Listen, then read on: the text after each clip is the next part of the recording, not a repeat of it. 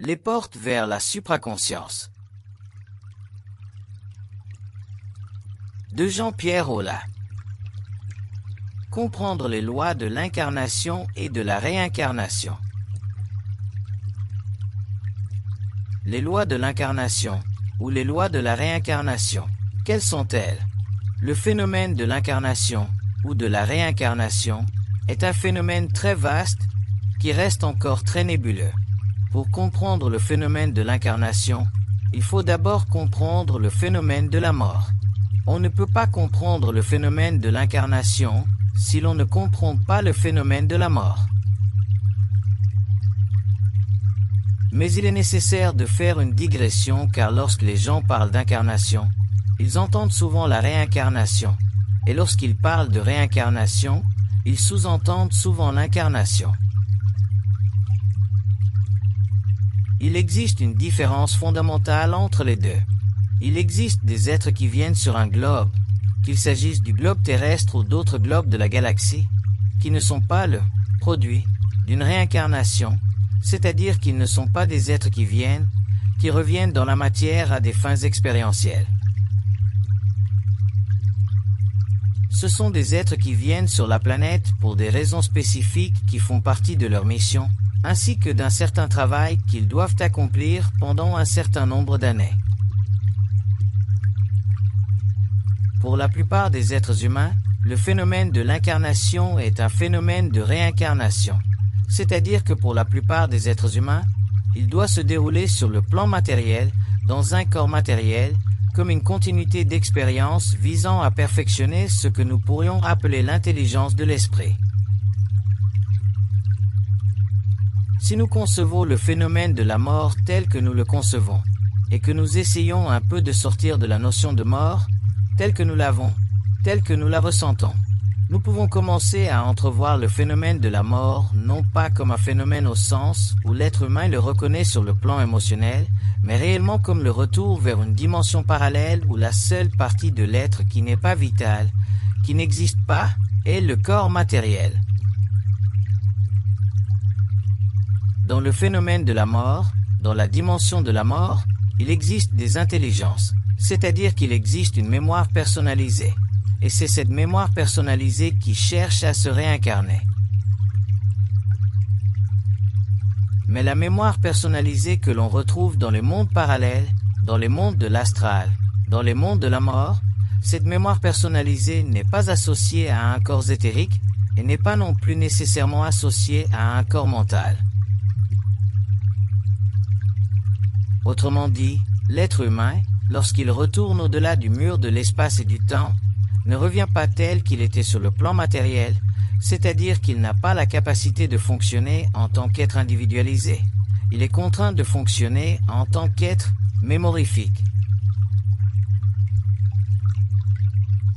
En d'autres termes, la mémoire, ce que vous appelez la mémoire de l'âme, devient le support de cet être sur le plan de la mort, c'est-à-dire dans ces mondes qui sont parallèles au monde de la matière, mais sur des plans vibratoires bien plus élevés, de sorte que pour nous, êtres humains d'aujourd'hui, ces mondes nous sont inaccessibles et invisibles. Pour saisir pleinement le phénomène de la réincarnation ou de l'incarnation, il faut comprendre que lorsque nous disons que l'être humain s'incarne ou se réincarne, la faculté qui devient active et expérientielle sur le plan matériel dans le corps n'est pas nécessairement une faculté personnalisée.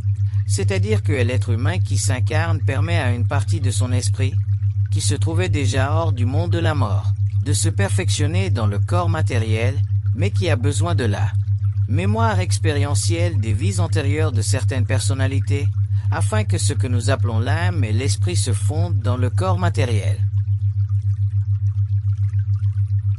Il existe une différence entre l'âme et l'esprit, l'âme étant une mémoire expérientielle que tous les êtres humains possèdent, tandis que l'esprit est cette partie indivisible de l'être humain qui vit, agit et évolue au-delà des plans de l'âme. Et cet esprit est une combinaison vibratoire atomique de très haute vibration, qui, lorsque l'être humain meurt, ne retourne pas dans le monde des morts, mais retourne dans le monde de l'esprit universel, où il est étudié par les intelligences de ces mondes de lumière, comme référence pour l'avenir, lorsqu'il y aura une future incarnation. Il ne suffit pas à un être biologique, à une unité biologique, d'avoir seulement une âme. Si un être humain n'avait qu'une âme, il serait en effet ce que l'on peut définir comme un zombie.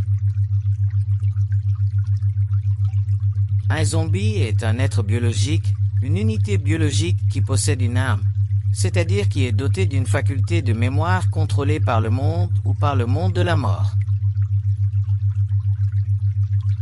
Et pour empêcher que les unités biologiques, ou les unités raciales, ou les unités génétiques, sur les globes en évolution, ne soient robotisées, ou n'aient une conscience de zombie, ces êtres sont dotés d'une intelligence qu'ils ne connaissent pas vraiment, mais qui fait partie de ce que nous appelons communément aujourd'hui l'esprit, sur Terre, mais qui en réalité fait partie d'une construction architecturale, qui est manipulée vibratoirement et construite et perfectionnée par des intelligences qui se trouvent en dehors du monde de la mort et qui font partie de ce que nous pourrions appeler les mondes de l'éternité. Et ce sont les mondes de l'éternité, c'est-à-dire ces mondes infinis où la seule réalité qui existe est la perfection de leur lumière, qui guide sur les globes en évolution dans le cosmos, l'évolution des êtres biologiques dotés d'une âme, comme les êtres humains. Et lorsqu'un être humain a atteint un niveau d'évolution suffisant, c'est-à-dire lorsqu'un être humain possède un esprit suffisamment évolué, cet esprit n'a plus besoin de la mémoire de l'âme. Autrement dit, cet esprit n'a plus besoin de retourner dans le monde de la mort, ce qui signifie que cet esprit n'a plus besoin de la mémoire astrale, c'est-à-dire que cet esprit est suffisamment fort, capable et perfectionné pour détruire la mémoire de l'âme et libérer son propre esprit. Et à ce moment-là, lorsqu'il libère son propre esprit, il devient un être descendant, et en devenant un être descendant, il a la faculté et l'obligation, le mandat d'étudier le comportement humain sur les globes où il descend, afin de préparer une nouvelle évolution, une nouvelle race ou un nouveau département pour l'évolution de cette race. Pour comprendre pleinement le phénomène de l'incarnation et le phénomène de la réincarnation, il faut, en premier lieu, commencer à penser d'une manière nouvelle, c'est-à-dire commencer à se rendre compte que les notions que nous, êtres humains, avons font partie de l'involution et font partie des idées issues de la mémoire de l'humanité, conservées dans le monde de la mort et transmises par télépathie à l'être humain par le biais de la faculté de la pensée humaine. De sorte que l'être humain qui vit sur Terre, qu'il s'incarne ou se réincarne, doit un jour se rendre compte que le phénomène de la réincarnation est un phénomène qui doit être remis en question, non pas parce qu'il n'est pas vrai, mais parce que la valeur psychologique du phénomène de la réincarnation est une valeur qui est déjà imprimée dans son cerveau au profit des intelligences astrales, afin de permettre à cet être humain de se souvenir toujours de ce qu'il a été au commencement. Auparavant, au niveau expérientiel, dans une autre personnalité. Par conséquent, un être humain, qui est contraint, en raison de la connexion télépathique avec le monde de la mort, par le biais de la pensée humaine, à mémoriser par son esprit et son émotion ce que vous appelez le caractère, ce qu'il était au commencement, de manière subliminale, est éventuellement contraint de limiter le pouvoir de son esprit, c'est-à-dire de limiter le perfectionnement de son esprit, afin que son âme se perfectionne. Et c'est là que réside le danger du concept de réincarnation. Je n'ai absolument rien contre le concept de réincarnation, car le concept de réincarnation est un concept valable si l'on considère l'être humain comme une unité biologique qui a la faculté de revenir dans la matière, avec la faculté supplémentaire de se répéter constamment sur le plan émotionnel et mental, de manière très subliminale, au niveau de sa conscience atomique de se répéter, de se référer à la mémoire de son âme, mais la faculté d'incarnation ou le phénomène d'incarnation, qui est effectivement un phénomène astral, qui est effectivement un phénomène de retour dans la matière, pour revenir à la mort et pour revenir à la matière et ainsi de suite, de manière cyclique, est un phénomène qui doit éventuellement être remis en question, non pas parce qu'il n'est pas vrai, comme je le disais, Mais parce qu'il y a des êtres humains sur Terre qui ne sont pas des êtres réincarnés, ils peuvent être des êtres incarnés. Et un être humain, à un certain moment de sa vie, doit se rendre compte s'il est un être incarné ou réincarné.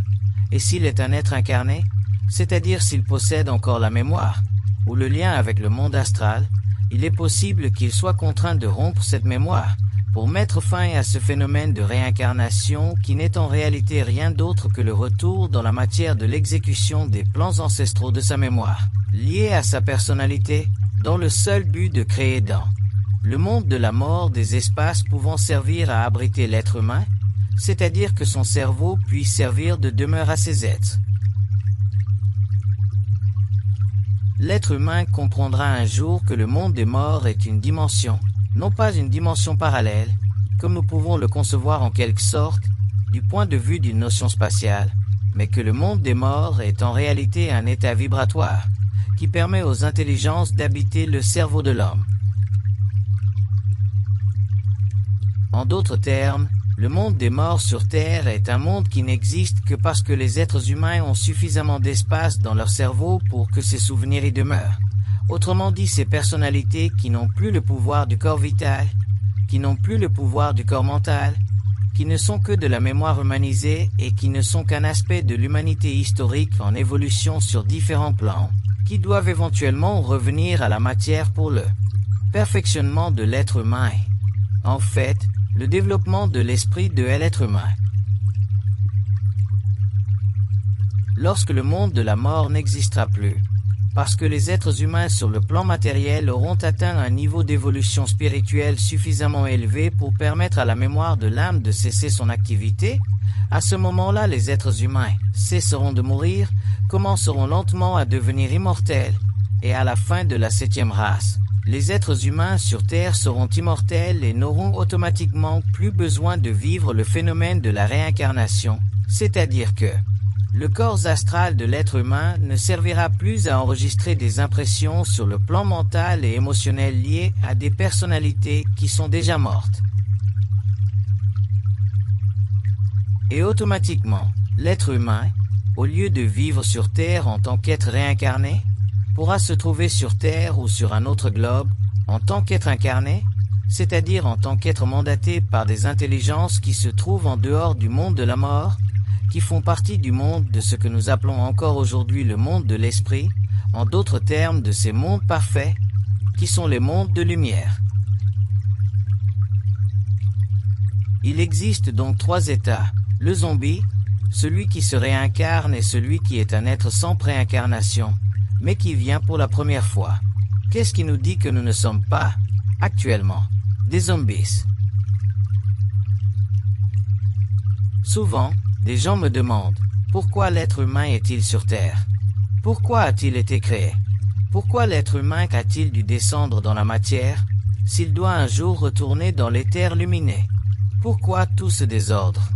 Pourquoi toute cette souffrance de l'humanité? La raison est très simple. C'est que l'être humain, quand il a commencé, quand il est descendu dans la matière, la partie de lui qui a voulu rester dans la matière, ce n'était pas son esprit, c'était son âme. C'est l'âme de l'être humain qui a attiré l'esprit de l'être humain et qui a tellement troublé l'esprit de l'être humain, que celui-ci, après des millénaires, est arrivé à un point, à cause de son corps astral, dont l'expression dans le corps matériel se fait par les sens, l'être humain a voulu rester de plus en plus longtemps dans la matière. Mais ce sont les forces de l'âme qui l'ont voulu, qui ont fait en sorte que l'être humain descende dans la matière. Mais un jour, l'être humain s'en rendra compte, un jour, l'être humain se rendra compte que la notion qu'il éprouve du plaisir de la matière, la notion qu'il a du bien-être dans la matière, est une notion liée à la mémoire de son âme, que cette notion n'est pas une notion provenant de son esprit, car l'esprit de l'être humain ne peut pas penser. L'être humain a la notion, c'est-à-dire que l'être humain a l'impression, c'est-à-dire que l'être humain est imprégné d'un aspect de sa réalité qui ne convient pas à son esprit, mais qui convient à l'âme.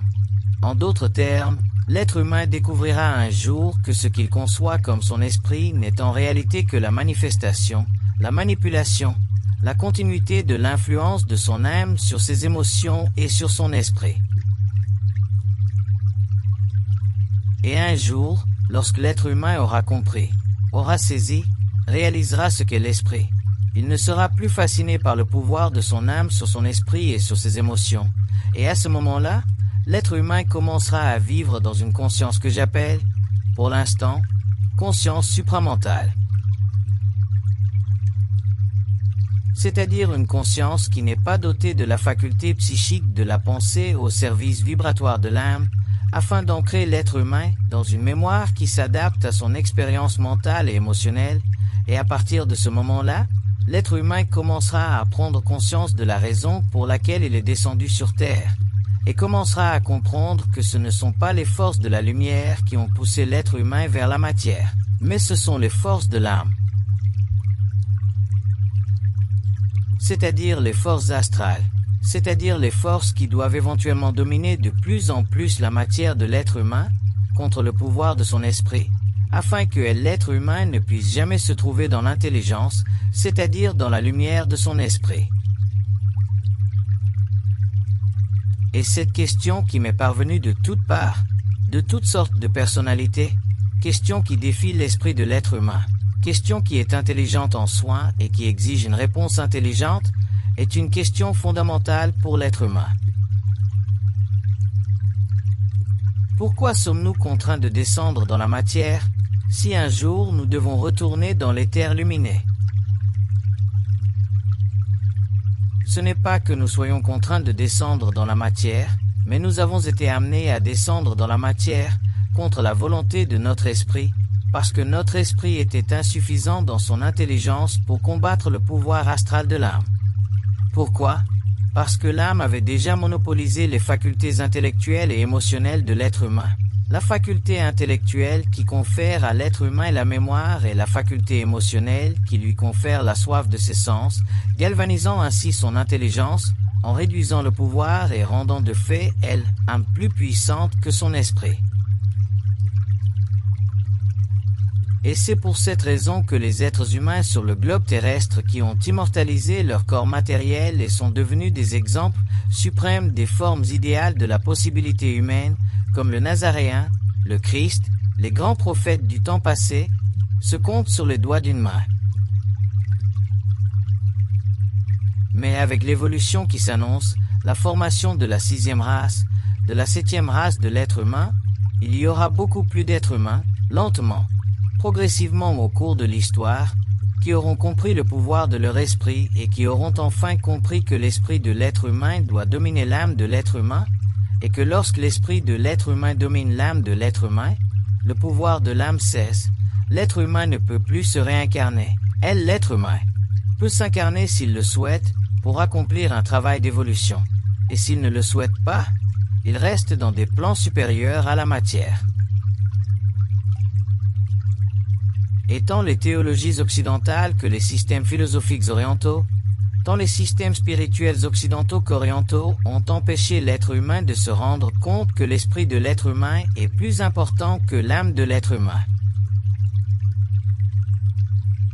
Et si vous regardez dans les textes, dans les canons, qui ont guidé la pensée de l'être humain pendant des siècles, vous verrez toujours qu'il est dit que l'être humain doit sauver son âme. Et la farce a été poussée à un tel point, non pas par les êtres humains, car les êtres humains sont simplement des êtres qui représentent sur le plan matériel l'activité du monde des morts sur le plan des vivants, mais les êtres humains ont été tellement pris par leur intellect et leur émotivité, par le fait de ne pas être en contact avec leur esprit, que toute l'humanité subit aujourd'hui les conséquences de cette farce, et cette farce est si grande qu'elle est la raison pour laquelle l'être humain n'a aucun contrôle sur sa propre mort matérielle, c'est-à-dire parce que l'être humain n'a aucun pouvoir sur son propre corps physique, c'est-à-dire parce que l'être humain n'a pas accès à son propre destin. Pourquoi l'être humain ne peut-il pas tracer son destin dans le feu et avec le feu de son propre esprit? Parce qu'il est assujetti à sa propre âme. Et si l'être humain n'avait pas d'esprit, En d'autres termes, parce que l'être humain prend naissance dans les mondes lumineux de l'éther, puis la partie inférieure de l'être humain qui s'est développée au cours des millénaires et qui a donné à l'être humain la raison d'être qu'il possède, ces êtres humains qui n'ont pas accès à leur propre esprit, et je parle de l'humanité qui n'a pas accès à son esprit, a été contrainte de rendre le pouvoir à l'âme. Et s'il n'y avait pas eu d'esprit chez l'être humain, s'il n'y avait eu que l'âme chez l'être humain serait aujourd'hui un zombie. Et c'est exactement ce qui se passe dans certains pays où l'on pratique le vaudou et la magie noire. Que fait-on? On ressuscite les corps pendant la nuit. Mais de quoi sont-ils dotés? Ils sont dotés d'une âme.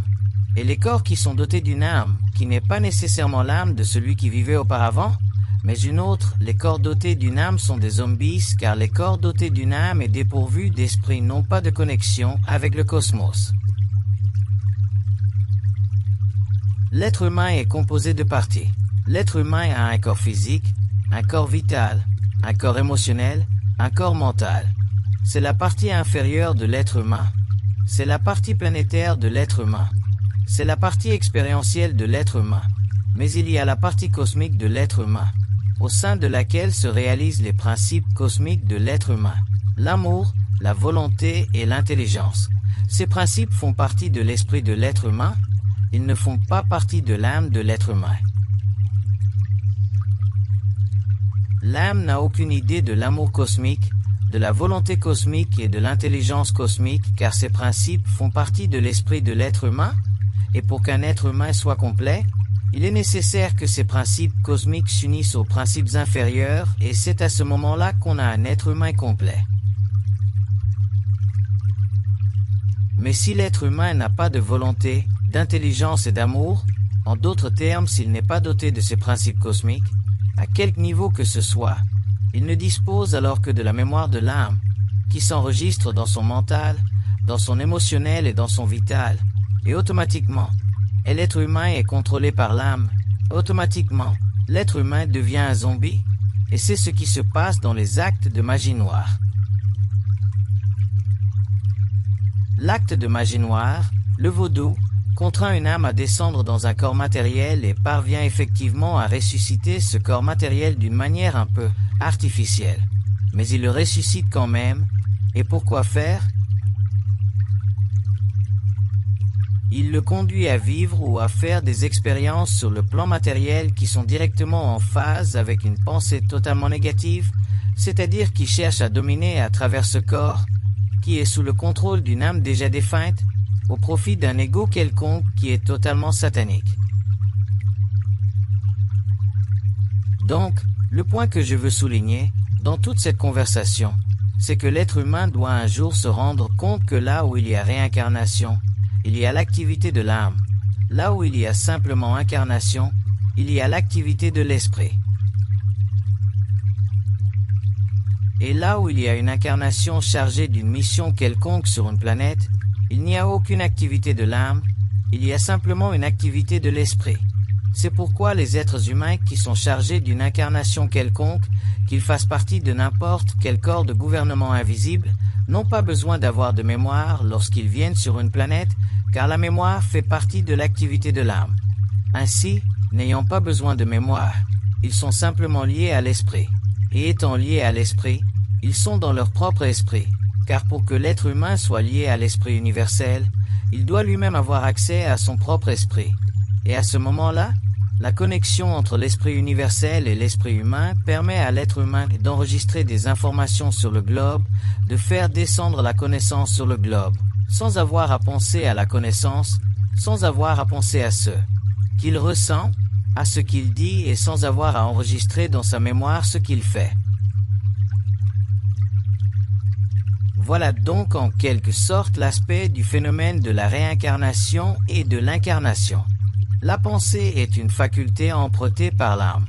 Ce n'est pas une faculté de l'âme, c'est une faculté de l'esprit, mais elle est utilisée par l'âme car il existe différents types de pensées. Il y a la pensée subjective et il y a la pensée objective. La pensée objective est une communication télépathique entre l'esprit de l'être humain et d'autres esprits. En d'autres termes, Un être humain qui a une pensée objective ne pense pas. Il ne peut pas penser, c'est impossible, car penser est un phénomène totalement planétaire. Ainsi, si l'être humain possède une conscience cosmique, il n'a pas besoin de penser, il parle avec elle, il est en communication. Ainsi, là où l'être humain est inconscient et vit une pensée subjective, la pensée qu'il pense est une pensée qui est modelée, qui est enchâssée, qui est construite par la mémoire, et la mémoire de qui est-ce? D'où vient-elle? Elle vient de l'âme.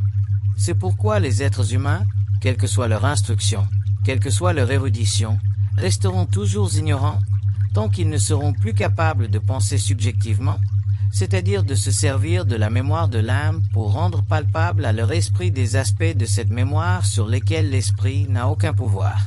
Car l'esprit, étant incapable de réaliser la profondeur de lui-même, parce qu'il n'a pas de connexion avec sa propre infinité, n'est pas capable, à lui seul, de renverser le rôle de la pensée subjective, de renverser le rôle du concept, de renverser le concept, de renverser la forme, pour libérer l'esprit, pour le libérer lui-même du pouvoir mémorifique de l'âme sur lui. C'est pour cela que tous les êtres humains qui s'engageront vers l'évolution de la 6e et de la 7e race seront obligés, à un certain moment, de vivre la grande solitude de l'ego, c'est-à-dire de vivre cette période où l'esprit se confronte à l'âme, c'est-à-dire où l'esprit, dans son intelligence qui commence à s'éveiller, se confronte à la mémoire extraordinaire de l'âme. Et cette mémoire de l'âme le bombarde constamment d'un flux que nous appelons la pensée de l'involution, selon laquelle il faut sauver son âme. Un jour, les êtres humains comprendront qu'il ne faut pas sauver son âme, mais libérer son esprit. Et lorsque nous libérons notre esprit, nous détruisons la mémoire de l'âme, et nous ne conservons que l'énergie de l'âme pour manipuler la matière et extrapoler le pouvoir de l'esprit sur la matière, ce que font tous les immortels. Alors, quels sont les processus de l'incarnation? Les processus de l'incarnation sont des processus de sélection. Dans les mondes de la mort, l'être humain qui doit s'incarner passe par une sélection. C'est-à-dire que tous les êtres ne peuvent pas s'incarner. Il y a des êtres qui voudraient s'incarner, mais qui ne le peuvent pas. Il y a des conditions historiques, il y a des conditions de karma, c'est-à-dire qu'il y a des conditions de mémoire, qui font que certains êtres doivent s'incarner plus tard. Il y a aussi des conditions de l'esprit. Il y a des êtres qui, au niveau de leur esprit, ne peuvent pas revenir dans le monde de la vie matérielle avant un certain temps, car l'esprit est encore à l'étude par les intelligences qui se trouvent dans les mondes, dans les éthers de lumière. Ainsi, ce n'est pas celui qui le veut qui s'incarne sur terre, mais celui qui le peut. Mais parmi le nombre d'êtres qui le veulent, qui le cherchent, et quand je parle d'êtres, je fais référence à ces personnalités du monde de la mort qui cherchent à s'incarner. Il y en a un nombre très grand qui n'a pas assez de sagesse pour s'incarner à une époque qui leur serait bénéfique, et nous nous trouvons un peu dans cette situation en ce moment. C'est pourquoi le problème de la population mondiale est si vaste. Plus les choses vont mal sur Terre, plus les êtres qui se trouvent dans le monde de la mort veulent s'incarner, car plus ils en ont la possibilité, grâce à l'expérience extraordinaire que l'on vit à une époque où le cycle touche à sa fin, et ces êtres ont la possibilité de saisir des opportunités de vie qui pourraient leur permettre, à terme, d'atteindre les mondes de lumière, c'est-à-dire les mondes de l'intelligence. Et leur grande souffrance, pour ces êtres, est de ne pas pouvoir le faire. Il existe donc des conditions qui permettent à un être du monde de la mort de s'incarner, et ces conditions sont établies. Elles sont régies par l'esprit de l'être, ou elles sont régies par des êtres supérieurs à l'esprit de l'être. En d'autres termes, ce sont toujours des êtres supérieurs qui entrent dans ces mondes et donnent leur feu vert. Un être qui est mort ne peut pas s'incarner comme il le souhaite, il doit s'incarner comme il le peut. Mais, lorsque la vie sur une planète est extrêmement bouleversée, il y a une activité extrême, il y a une surexcitation des âmes à s'incarner, et cette surexcitation profite souvent aux êtres qui se trouvent dans les mondes de l'esprit ou dans les mondes éthériques de la lumière, car lorsqu'il y a trop de surexcitation dans le monde de la mort, cela crée un déséquilibre dans les forces et ce déséquilibre dans les forces engendre ce que nous appelons des contagions spirituelles. Une contagion d'esprit dans le monde de la mort est une sorte de déséquilibre dans les éthers qui fait que les éthers deviennent si ténébreux, si sombres que les forces s'accumulent, et quand trop de forces de basse vibration s'accumulent dans un coin de ces éthers, à ce moment-là il y a inévitablement des guerres. Et un être humain qui a ne serait-ce que la moindre possibilité ou capacité d'aller dans ces mondes, se rend compte qu'il y a effectivement des guerres. Et que se passe-t-il quand il y a une guerre dans ces mondes? Nous vivons une guerre ici. Puisqu'il y a communication, il y a connexion. L'être humain découvrira un jour que le monde matériel est un monde directement lié au monde de la mort. Donc si tout va bien dans le monde de la mort, tout va bien ici. Si ça va trop mal là-bas, ça va trop mal ici. L'un va de pair avec l'autre, et c'est un cercle vicieux car plus les choses vont mal ici, plus le mal se reflète là-bas et ainsi de suite. Et à un certain moment, cette loi doit être enfreinte, ce principe doit être enfreint. Et c'est pour cela qu'un certain contrôle est exercé par les êtres, par les esprits. Je n'aime pas le mot esprit. Je l'utilise parce que les gens ont besoin d'entendre un mot qui leur soit un peu familier, qui leur donne un peu l'habitude de penser d'une certaine manière. Mais il y a des intelligences qui sont contraintes d'interrompre cette activité, et c'est ce qui se produira à la fin du cycle. À la fin du cycle, les êtres de lumière mettront fin à cette lutte constante qui se déroule dans le monde de la mort, afin que, ici, sur le plan matériel, les activités guerrières cessent. En d'autres termes, c'est toujours la lumière qui domine l'évolution des mondes. Ainsi, même si sur une planète, sur un globe, les choses vont très mal parce que les êtres humains sont très inconscients, parce que les êtres humains reflètent un peu trop bien le monde de la mort, les abîmes du monde de la mort. À un certain moment, il doit y avoir un équilibre de fait. Et ce sont les intelligences qui dirigent les gouvernements invisibles qui s'occupent de ce travail. À ce moment-là, nous appelons cela la fin d'un cycle et le début d'un nouveau cycle.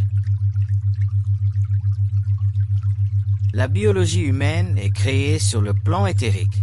Le plan physique est soumis à ses propres lois, ce qui permet, prenons le cas d'une race, à une race de se reproduire, d'avoir des enfants, et ces enfants ont des enfants, etc., et ainsi de suite.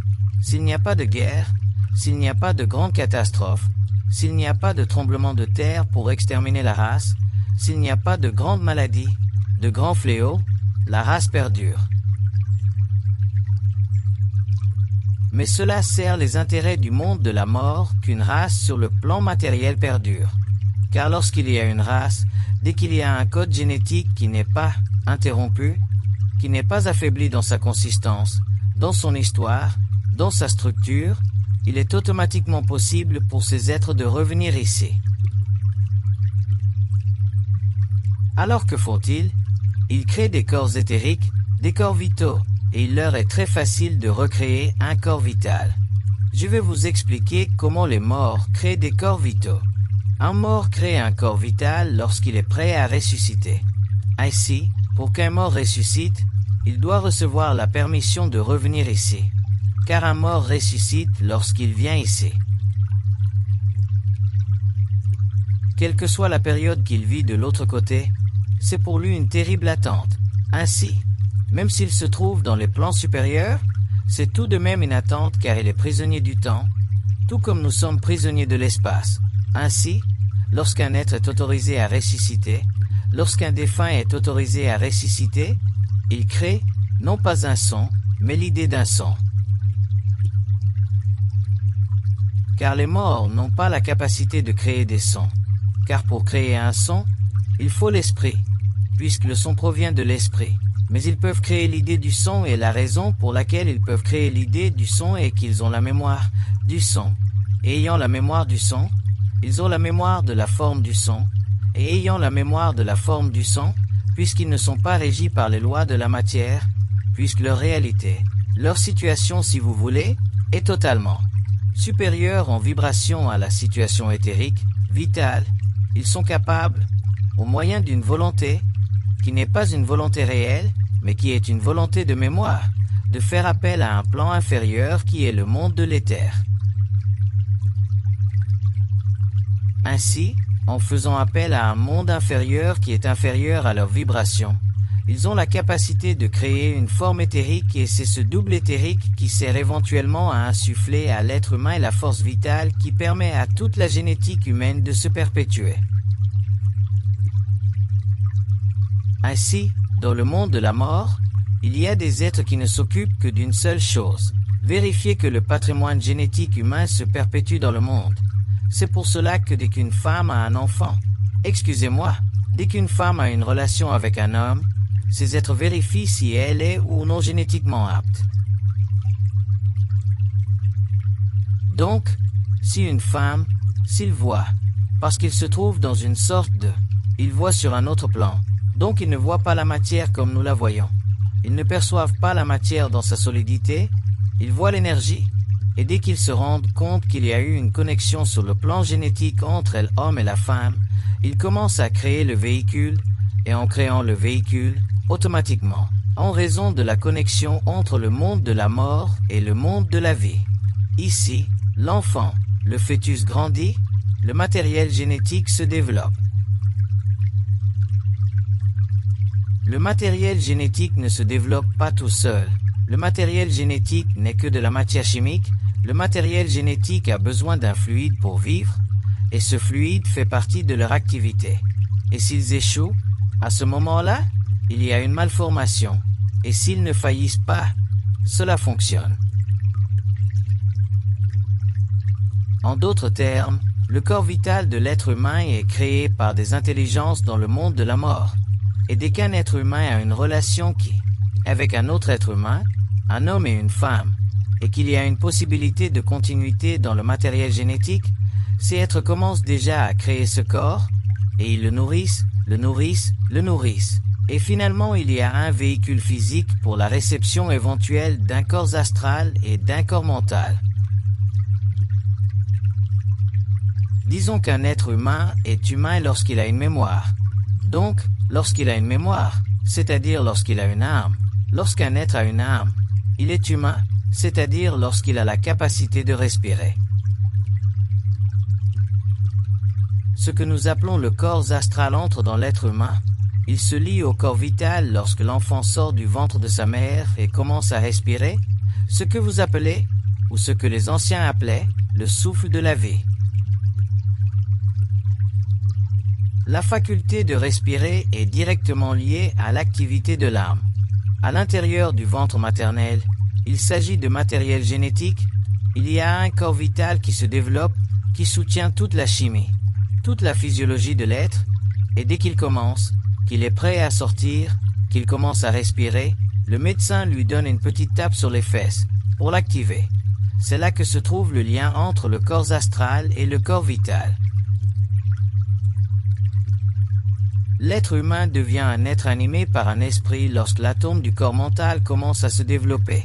Et lorsque l'atome du corps mental commence à se développer, nous voyons lentement que l'esprit, ce que vous appelez l'ego commence à se développer.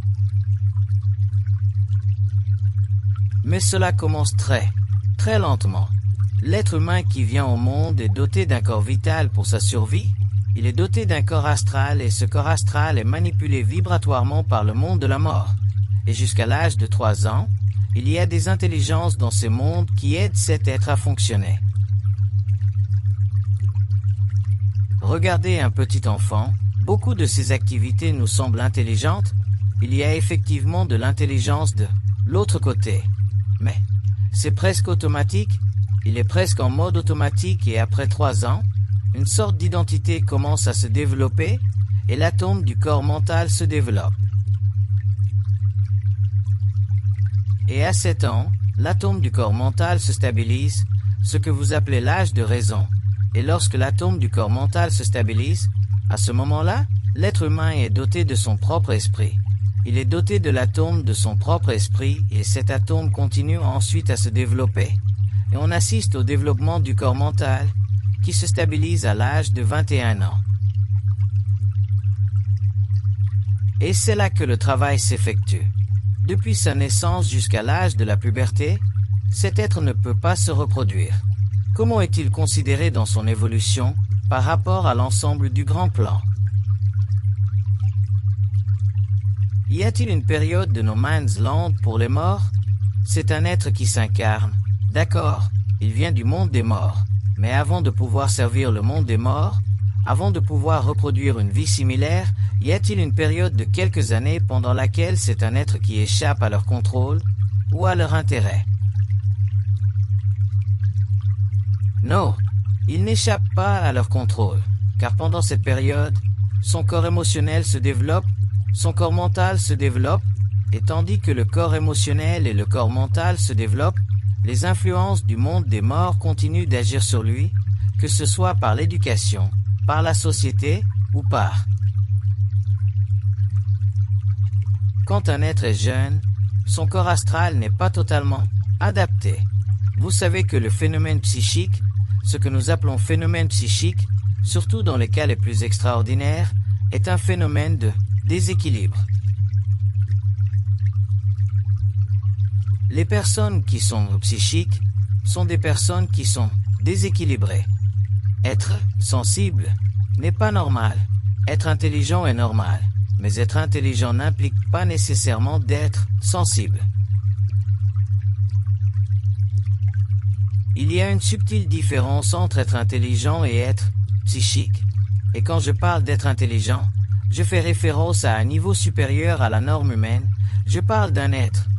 Quand je parle d'intelligence, je fais référence à ce type d'intelligence qui, vu du point de vue de l'être inconscient qui est psychique, peut rappeler ou donner l'impression d'une faculté psychique. Être médium est une faculté qui est directement le produit de l'activité astrale chez l'être humain. Un être peut être intelligent, mais ne pas être médium. Cela ne signifie pas qu'il n'ait pas de pouvoir, mais il n'est pas médium, au sens où l'activité médiumnique est sous son contrôle. Ce n'est pas lui qui en est influencé, il n'y est pas soumis, il n'est pas assujetti à la faculté psychique. Et si l'on considère les êtres dans le monde qui possèdent des facultés psychiques, il s'agit d'êtres qui sont souvent malheureux à cause de leur faculté psychique, qui souffrent de leur faculté psychique, ou bien leurs facultés psychiques peuvent leur conférer une certaine gloire, qui peut ensuite les conduire à une certaine souffrance. La faculté psychique crée une souffrance chez l'être humain. Les grands voyants que nous connaissons ou les grands télékinésistes que nous connaissons sont contraints de vivre dans des conditions d'expérience scientifique, à des fins militaires, et finissent par être complètement à bout de force car ils s'épuisent à manifester leurs facultés psychiques. Je ne connais aucun être humain sur cette planète qui possède des facultés psychiques et qui soit heureux de ses facultés psychiques. Leurs facultés psychiques, d'une manière ou d'une autre, les placent souvent dans une situation de notoriété internationale où ils sont contraints d'être des célébrités. La faculté psychique est une faculté donnée à l'être humain par des êtres qui se trouvent sur d'autres plans et qui se servent de leurs corps astraux. En le désalignant, en d'autres termes en l'imprimant magnétiquement à un niveau trop élevé, ils détournent ce corps astral, et au lieu que ce corps astral, qui est un très beau corps, serve à l'être humain, il sert ses forces. Un peu comme le petit garçon qui, à cause de ses facultés psychiques, lorsque sa mère rentre à la maison le soir, se retrouve suspendu au plafond et qu'elle a toute la peine du monde à le faire descendre. Donc, pour moi, c'est une opinion tout à fait personnelle, je condamne la psyché et je sais qu'un jour les êtres humains ne seront plus psychiques, mais seront simplement extrêmement puissants dans leurs vibrations éthériques. Ce ne sera pas par le biais du corps astral, qui influence le corps éthérique, que les êtres humains auront du pouvoir sur la matière, mais ce sera par l'action directe du corps éthérique sur la matière, et ces êtres humains n'auront plus aucune emprise sur leurs corps astraux, et ce seront eux-mêmes qui contrôleront leur activité vibratoire supérieure. Et à ce moment-là, nous ne parlerons plus de psychisme, de facultés psychiques, mais nous parlerons du pouvoir de la conscience vibratoire de l'être humain sur la matière. Lorsqu'un être humain se réincarne, l'activité ou la descente dans la matière fait partie de sa mémoire. En termes simplistes, nous disons que l'être humain récolte ce qu'il a semé. Cela signifie que l'être humain qui s'incarne se réincarne avec une disposition qui est déjà enregistrée dans sa mémoire, et cette disposition fait partie de son caractère, et son caractère est la programmation de cette mémoire, qui fait partie, non pas de la conscience de l'âme, mais de l'organisation atomique de l'âme. Ainsi, un être humain qui s'incarne le fait pour un plan de vie qui coïncide avec l'évolution de son âme, et ce plan de vie est très bien exécuté. Il n'est pas nécessairement exécuté à la perfection, mais il est très bien exécuté dans le sens où l'être humain qui s'incarne, avant la réincarnation, a eu une idée de son propre plan de vie, mais l'idée qu'il a de son propre plan de vie est une idée qui s'adapte à la mémoire de l'âme. Si cet être humain, pour une raison ou une autre, devait posséder un esprit supérieur, à ce moment-là, à un certain moment, son plan de vie serait interrompu et il entrerait dans son destin. Donc, tant que les êtres humains vivent un plan de vie, tant que les êtres humains sont capables d'aller chez une cartomancienne, par exemple, ou chez un voyant et de se faire lire leur plan de vie, en effet, la voyante peut voir dans l'astral et peut voir que, grâce aux informations qu'elle reçoit de l'astral, une certaine probabilité se développera sur le plan matériel, c'est exact. Le problème n'est pas là, mais qu'un être humain doit être suffisamment présent dans son esprit, afin que, si une voyante voit dans l'astral le pouvoir de l'âme et la dictature de son plan de vie, cet être humain, grâce au pouvoir de son esprit, au-delà de l'influence de l'âme, puisse neutraliser totalement ce plan de vie et se mettre sur la ligne de son propre destin. En d'autres termes, nous disons que l'être humain qui est dans son propre esprit n'est pas influencé par les planètes, il est cosmique, c'est-à-dire qu'il n'est pas influencé par le caractère astrologique de son zodiaque. Toutes les conditions zodiacales sont des conditions qui ont été inspirées à l'être humain par les forces de l'âme. La condition astrologique liée à l'incarnation est la suivante. L'être humain découvrira un jour que le matériel psychologique, le matériel symbolique, qui accompagne toute manifestation intelligente de ce que nous appelons l'astrologie, est déjà un matériel imprimé par l'intention des âmes avant l'incarnation. De sorte que le matériel astrologique qui convient, par exemple, à une personne donnée, supposons qu'une personne soit née un certain mois, ce matériel astrologique fait déjà partie de l'intention de l'incarnation. Et la coïncidence, je ne peux pas dire la coïncidence précise, mais la coïncidence parfaite de cette incarnation avec l'intention de la réincarnation donne à l'être humain l'impression d'être influencé par les planètes. C'est parce que le jeu est très subtil. Dans le monde de la mort, on vous suggère que telle ou telle planète a une certaine influence sur l'être humain. Puis on vous envoie un individu né sous le signe de cette planète, et automatiquement, on vous a déjà suggéré qu'une certaine planète influence l'être humain d'une certaine manière, donc automatiquement on vous envoie quelqu'un qui a déjà ces tendances, et nous, sur le plan matériel, si nous ne sommes pas suffisamment sur nos gardes, nous croyons que les planètes influencent les êtres humains. Et ce n'est pas que les planètes influencent les êtres humains, c'est que les êtres humains viennent sur la planète à un moment qui correspond symboliquement à une influence insufflée dans leur cerveau, qui fait partie d'une science ésotérique remontant à des millénaires. En d'autres termes, avant de vivre la dimension astrologique, nous en faisions déjà partie. La dualité des sexes découle du fait que dans le cosmos, il existe des lois fondamentales, des lois que nous appelons les lois de la polarité. Pour qu'il y ait un échange d'énergie, Il faut qu'il y ait un pôle positif et un pôle négatif. S'il n'y a pas de polarité, il ne peut y avoir d'échange car aucun différentiel ne se crée dans le magnétisme de l'énergie. Et la sexualité que nous retrouvons sur le globe matériel, sous sa forme actuelle, est le résultat de l'application des lois de la polarité.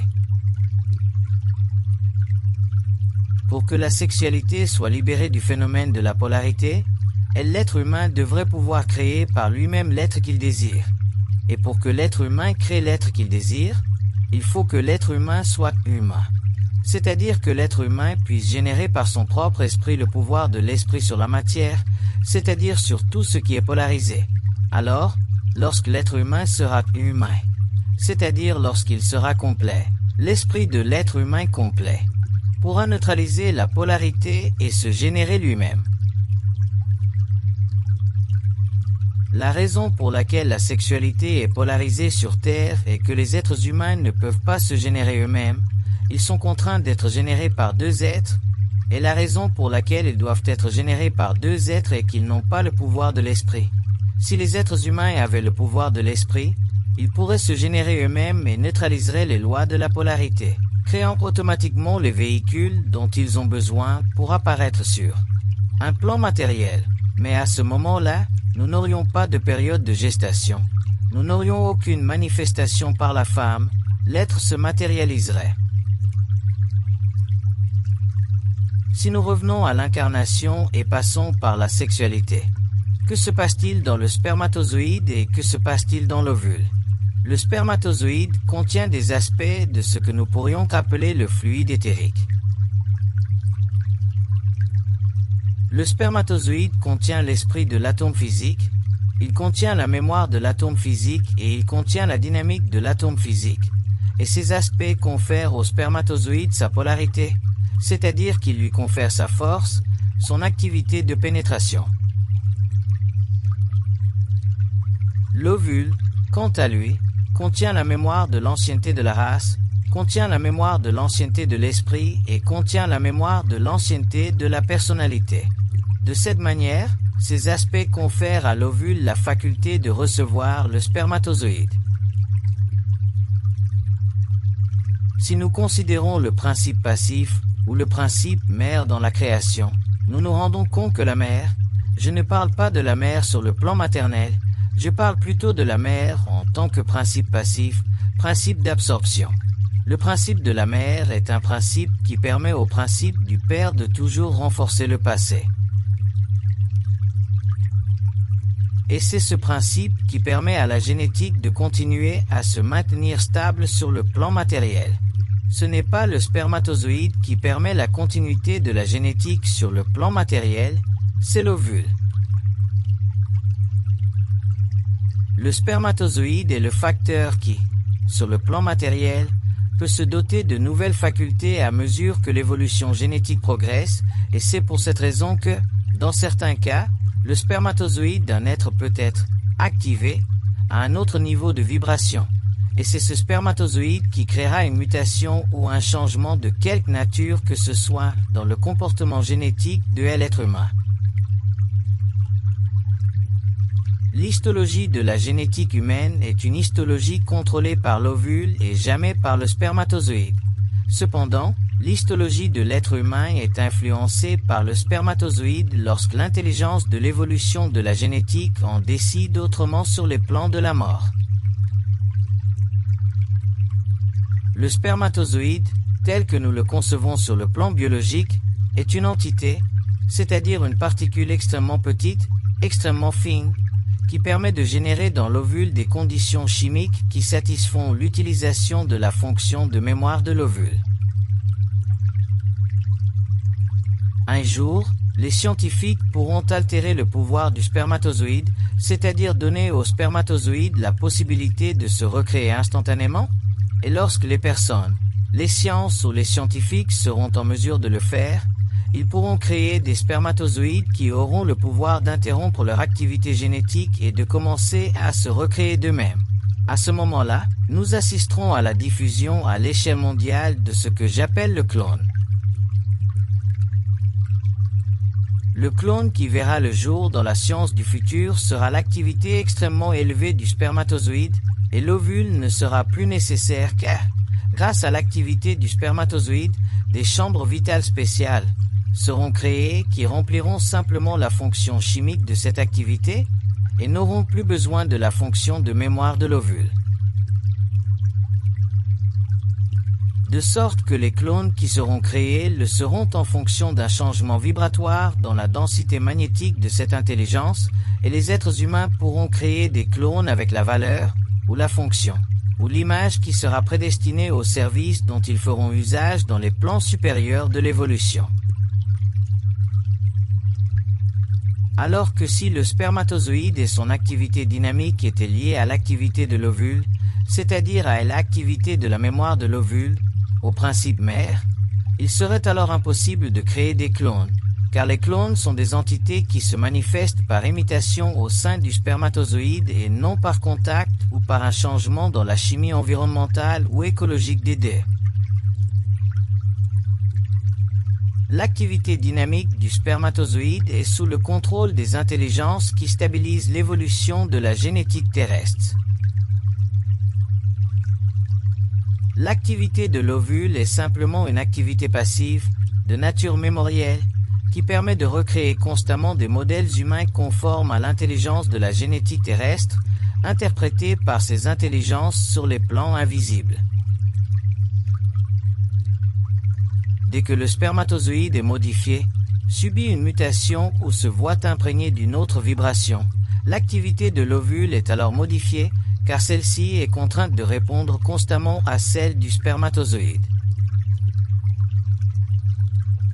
Sur le plan de l'éther, l'ovule fonctionne un peu comme un miroir, tandis que le spermatozoïde fonctionne un peu comme l'image.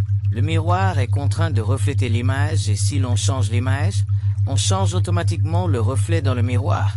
Et lorsque la science commencera à aborder le phénomène du clonage dans les siècles à venir, ce sera alors le spermatozoïde qui sera l'élément dynamique le plus concerné par cette élévation.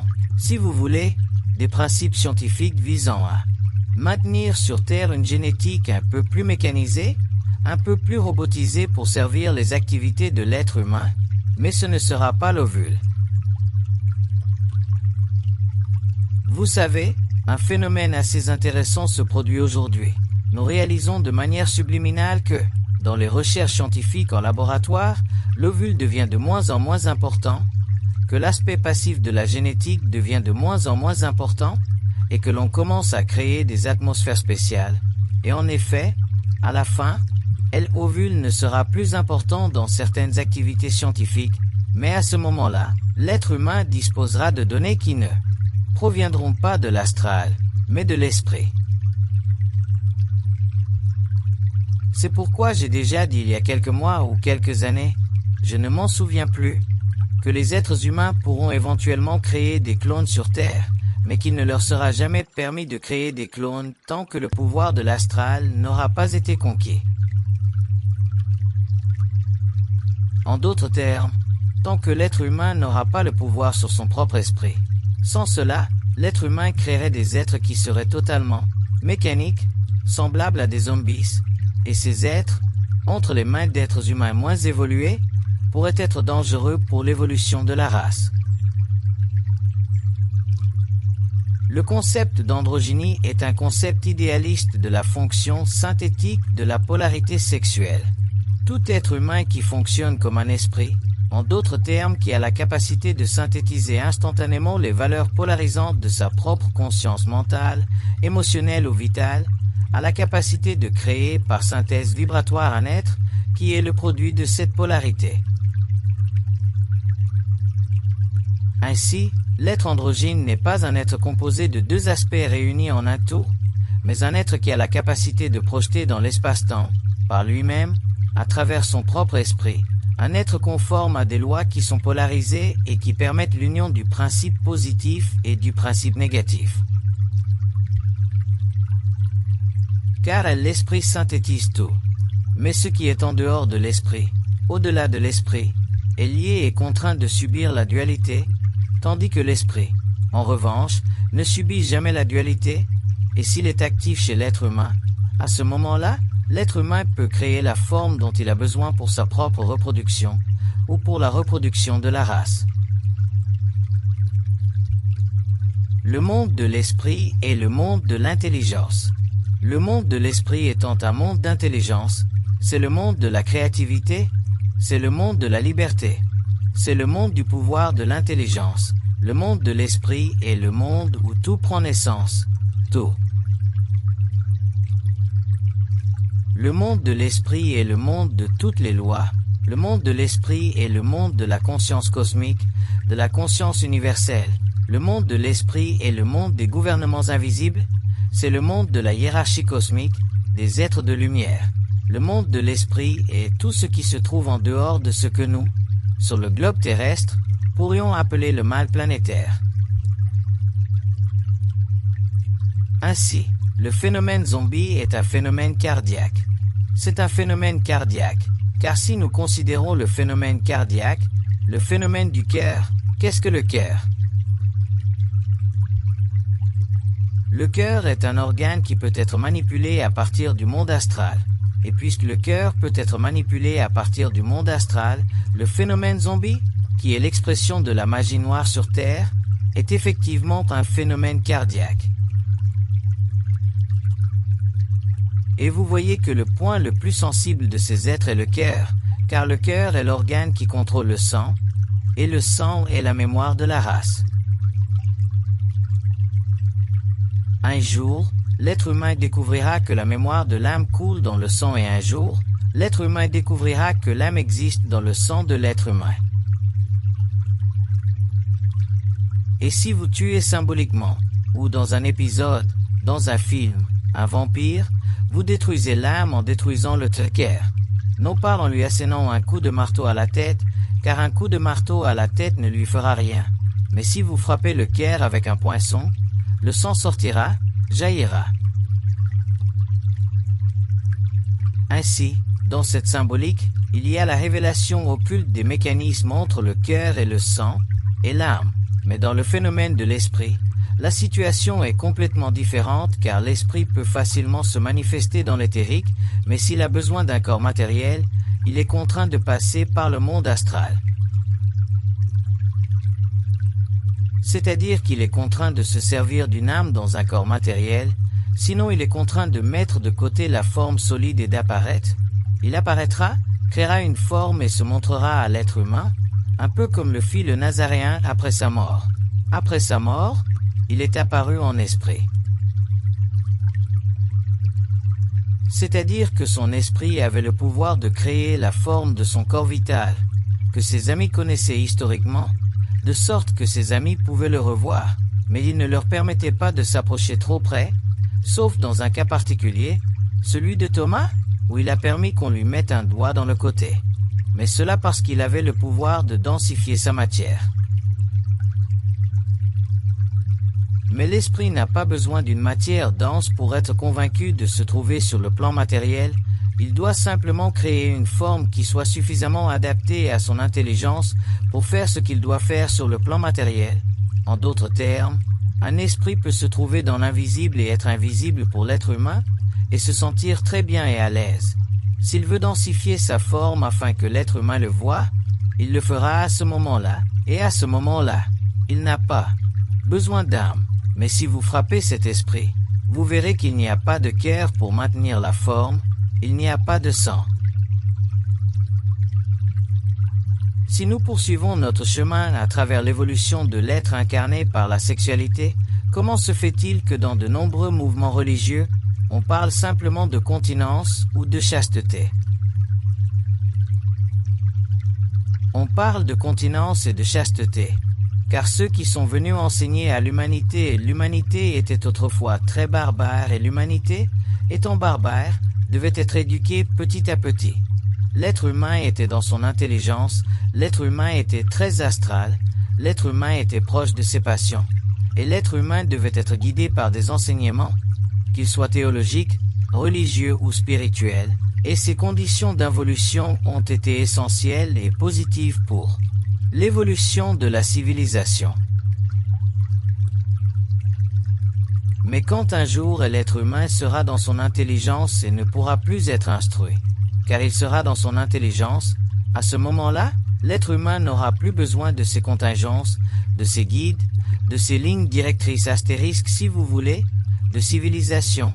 Il pourra ériger sa propre civilisation, ou vivre son état d'être humain selon la volonté de son intelligence, c'est-à-dire en conformité avec les lois de l'esprit.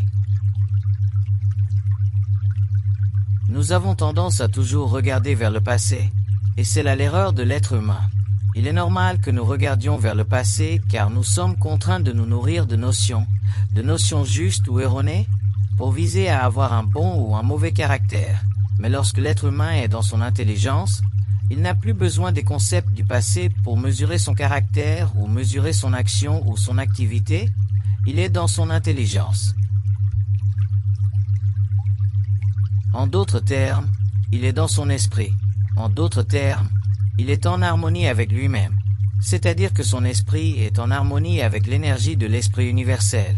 Et à ce moment-là, l'être humain n'a plus besoin de la mémoire de l'âme, il n'a plus besoin de la mémoire de l'humanité, il n'a plus besoin du concept du passé, il n'a plus besoin de l'enseignement de l'humanité pour vivre sur le plan matériel, en conformité avec les lois de la vie.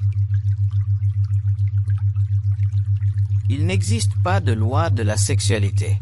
L'être humain invente les lois qu'il veut pour satisfaire ses propres besoins, pour nourrir ses propres passions ou pour alimenter ses différentes notions. Il n'y a pas de loi de la sexualité.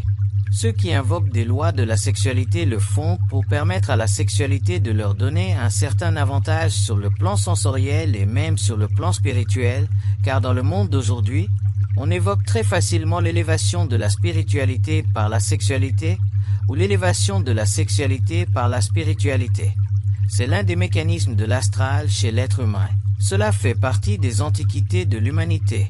Dans le passé, l'humanité cherchait dans l'activité sexuelle un pont entre elle-même et l'inconnu, c'est-à-dire l'invisible.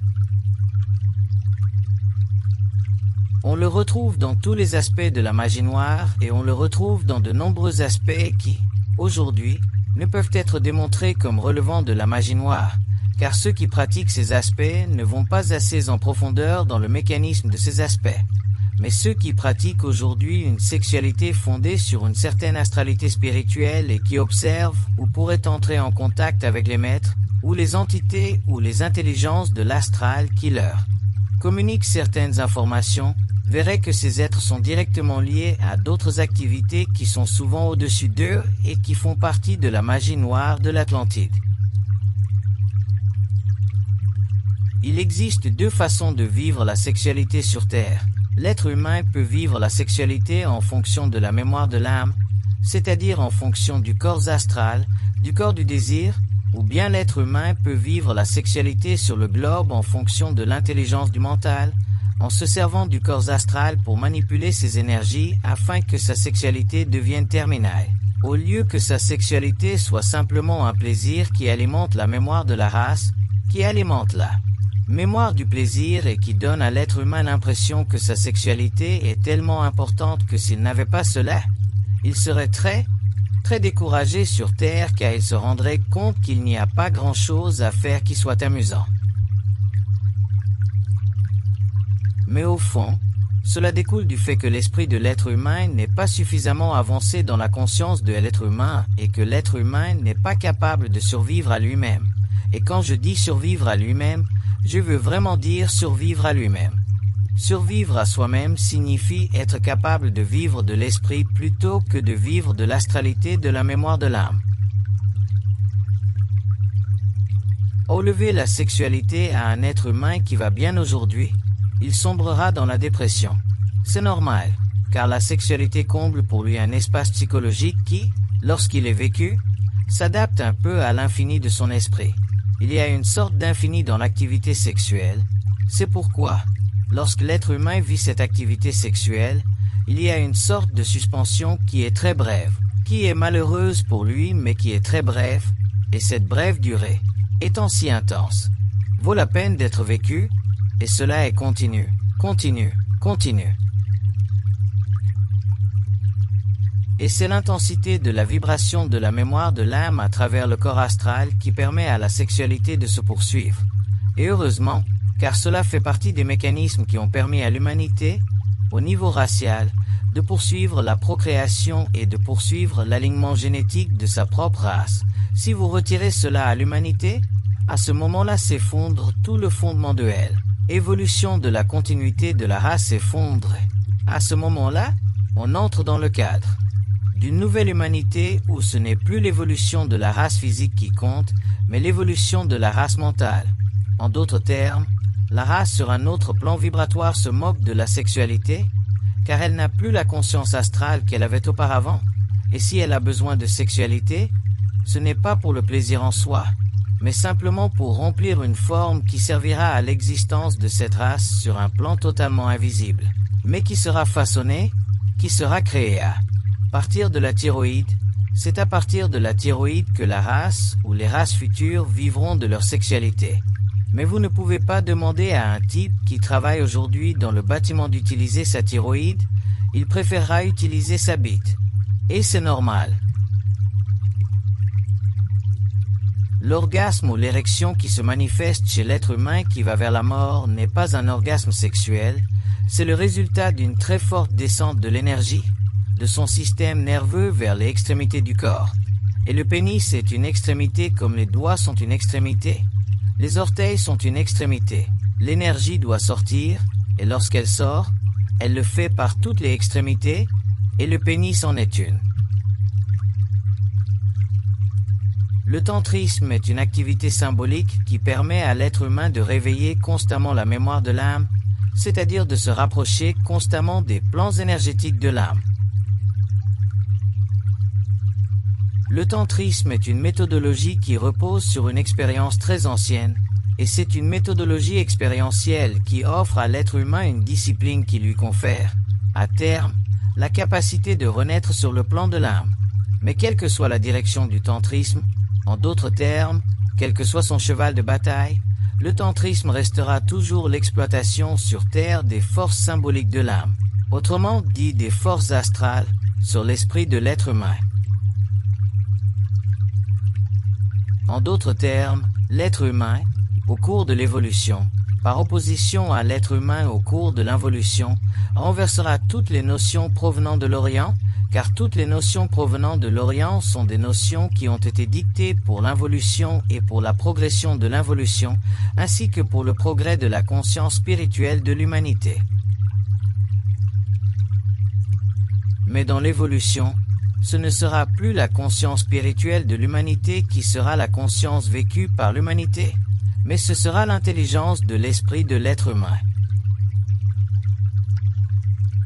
Il y a une énorme différence entre la conscience spirituelle, qui est en réalité une conscience astrale, qui est en réalité le produit de l'évolution de l'âme, et la pénétration dans l'être humain de cette énergie que nous appelons l'intelligence de l'esprit qui fait de l'humain un être humain. C'est-à-dire qui permet à l'être humain de s'accomplir une fois pour toutes, c'est-à-dire de n'avoir plus besoin d'aucune notion concernant son passé, ni d'être nourri par son passé, de se trouver dans l'instantanéité de sa connaissance, et de se trouver dans l'instantanéité de sa connaissance sans plus avoir besoin de méthodologie pour élever la conscience spirituelle de son âme, car à ce moment-là, l'être humain en aura détruit le souvenir, pour ne se servir que de son énergie afin de contrôler les effets de la nature.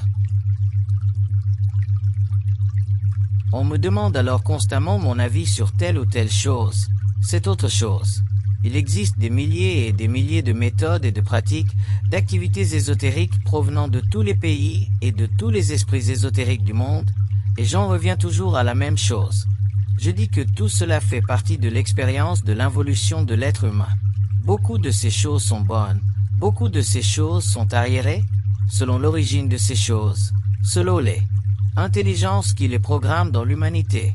La magie noire est mauvaise, il y a des aspects de la magie blanche qui sont bons, mais l'être humain devra un jour sortir de la magie noire et de la magie blanche, en d'autres termes sortir de la symbolique de l'intelligence de la mémoire pour entrer dans l'intelligence pure, c'est-à-dire dans le courant d'énergie qui relie sa partie inférieure, que nous appelons être humain, à sa partie supérieure, ce qui fera de lui un être humain.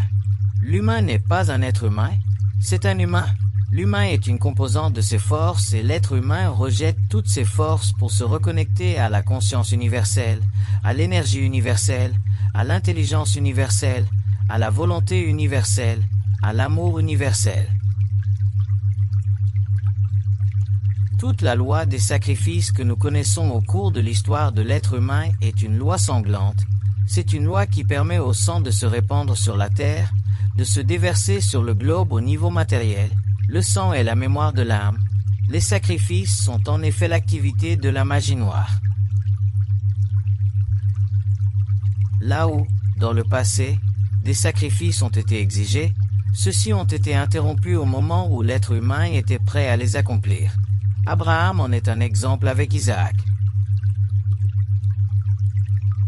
Lorsque vint le moment de tuer son fils, il fut arrêté car le service qu'il rendait à la communauté humaine, en vertu de l'obéissance à une voix qui était pour lui cosmique, avait pour fonction d'élever sa conscience vers un domaine spirituel pour l'enseignement d'une race future. Mais lorsque vint le moment d'accomplir son sacrifice, à ce moment-là, le sang ne fut pas versé. C'était simplement la volonté de répondre à cette volonté supérieure qui était le signe du pouvoir divin sur l'être humain à cette époque. Mais là où il y a expansion, lorsque le sang sort du volume matériel, ce n'est plus de la magie blanche, cela devient de la magie noire. Même si elle est voilée et cachée sous toutes sortes de formes, si nous regardons dans les annales de l'astral, nous voyons que derrière cela, il y a de grands prêtres, il y a de grandes personnalités qui ont vécu à l'époque de l'Atlantide, qui ont vécu à Babylone, qui ont vécu sous les grands royaumes, les grands empires aztèques, Olmec, Toltèque, et ainsi de suite. Il est inconcevable pour l'esprit de verser le sang, car l'esprit ne peut violer les lois de l'intelligence. Et un jour, l'être humain se rendra compte que l'organisation matérielle du corps est le produit de la conscience de l'esprit, dans la conscience atomique de ses principes. Et si le corps humain est détruit volontairement, laissant le sang s'écouler, à ce moment-là, l'être humain ou celui qui accomplit un tel rituel va à l'encontre des lois de l'esprit, mais remplit la fonction de service selon les lois de l'astral. Lorsque l'être humain meurt, le premier véhicule qui se retire de lui est son corps mental. Alors, le corps mental retourne sur le plan mental.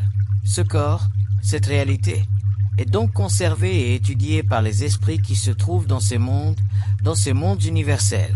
Ensuite, le corps astral se retire et retourne au monde astral, et le corps éthérique qui a servi de modèle à la structure du corps matériel se désintègre et retourne à l'énergie indifférenciée car, lors d'une future incarnation, ce sera un nouveau corps, une nouvelle race. Alors un corps éthérique sera créé. Nouveau double. C'est l'aspect mécanique du retrait des principes. Mais quand l'être humain meurt, lorsque l'être humain s'incarne, lorsqu'un nouveau-né vient au monde, il y a quelqu'un pour l'accueillir.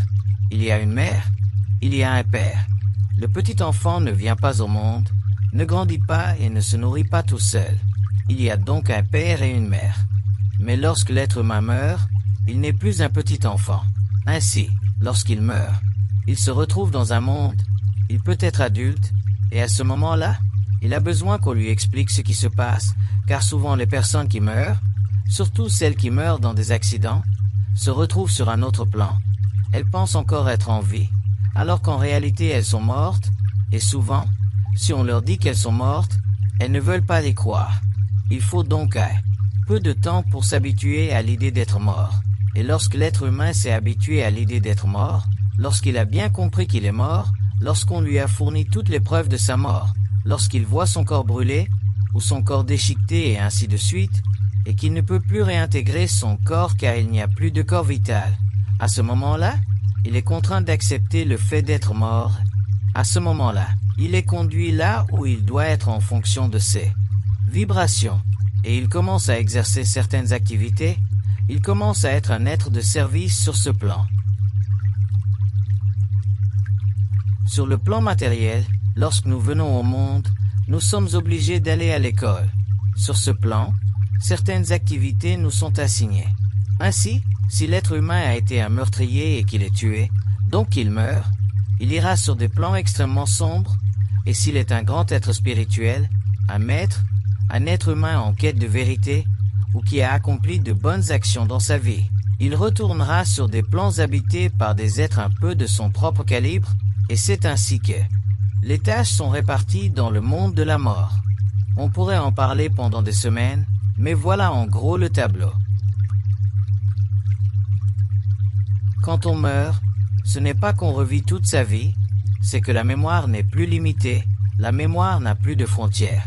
J'ai donc déjà dit que lorsque l'être humain meurt, il retourne dans le monde de l'astral, que le monde de l'astral est le monde de l'âme, que l'âme est astrale, que l'âme est mémoire. Donc quand tu meurs, tes sens ne peuvent plus bloquer ta mémoire. Donc, toute ta mémoire est là.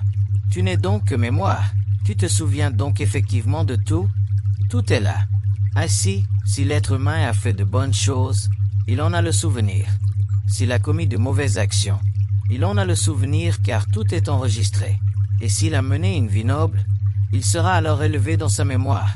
S'il a mené une vie plutôt liée à l'infamie, il sera alors abaissé dans sa mémoire. Il souffrira de sa mémoire, et ainsi de suite. La partie d'esprit qui est en lui se retire dans les mondes ou dans ce que nous pouvons appeler les planètes de l'architecture, les planètes architecturales, et cet esprit est raffiné et progressivement perfectionné, et à un certain moment, cet esprit est relancé dans l'expérience. Et lorsque l'esprit est relancé dans l'expérience, dans le monde de la mort, il est annoncé que l'esprit est sur le point de descendre dans la matière et que l'activité essentielle à la construction de l'être humain doit être accomplie.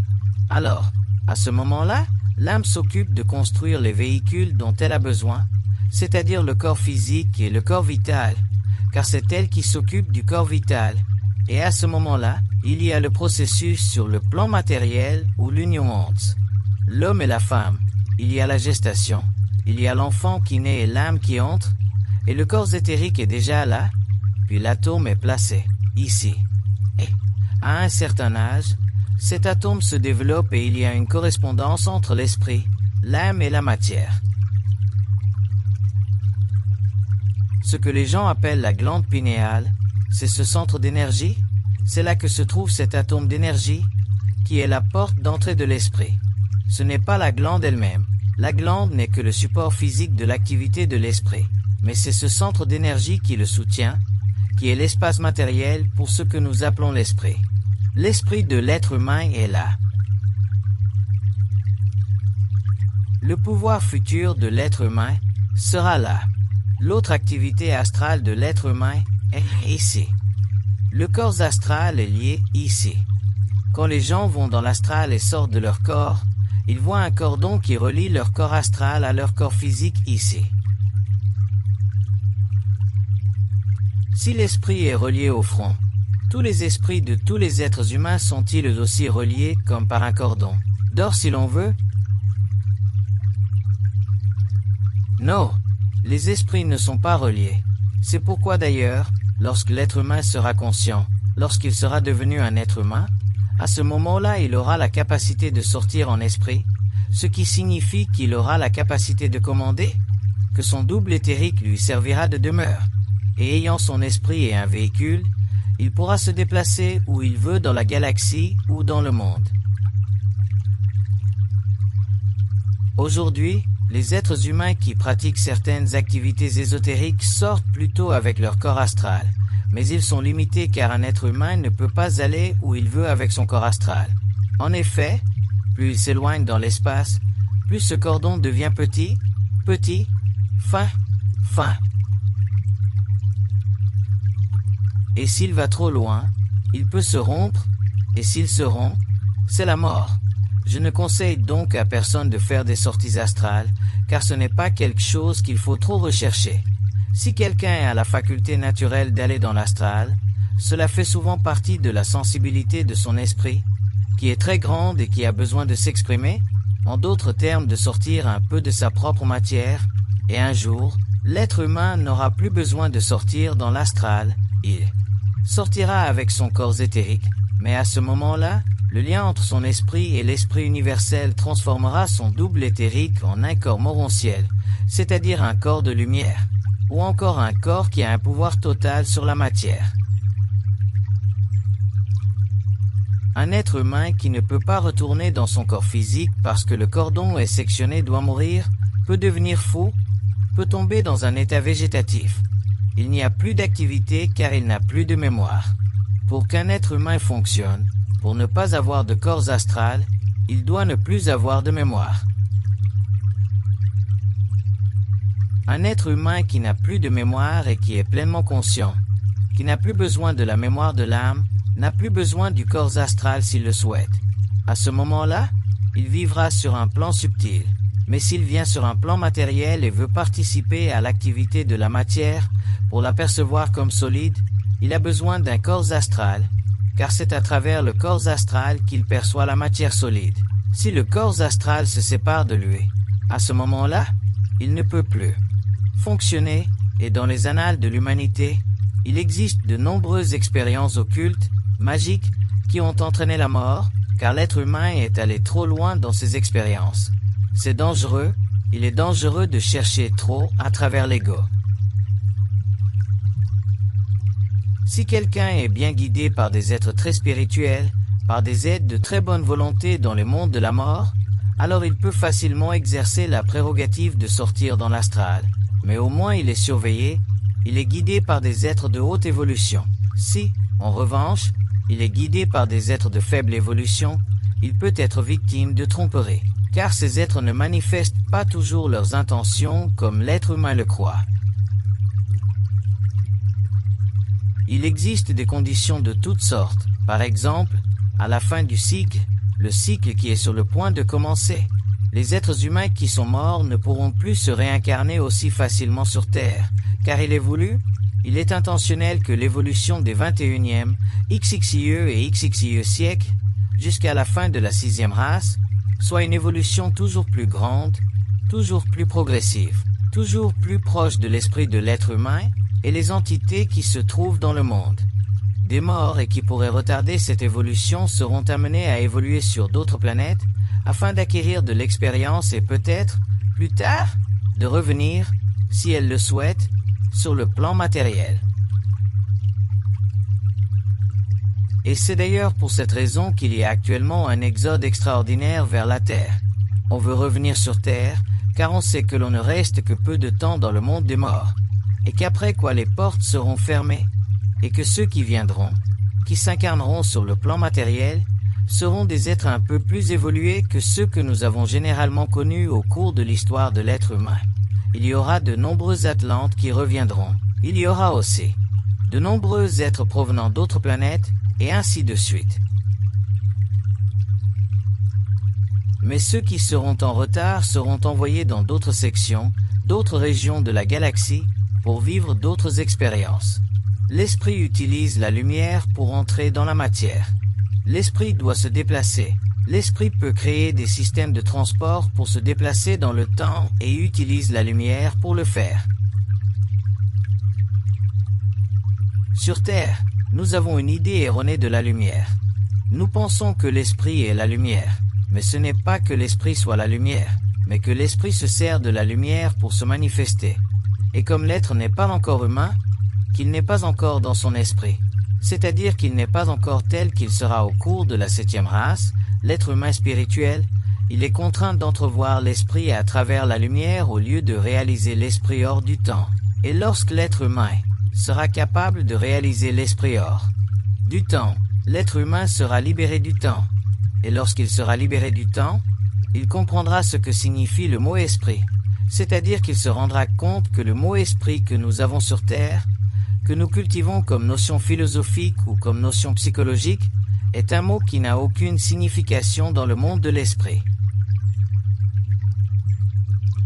Probablement que le mot le plus exact que nous puissions utiliser aujourd'hui pour définir ou parler de ce qui se manifeste dans le monde astral ou de ce qui se manifeste dans le monde des esprits, c'est le mot intelligence.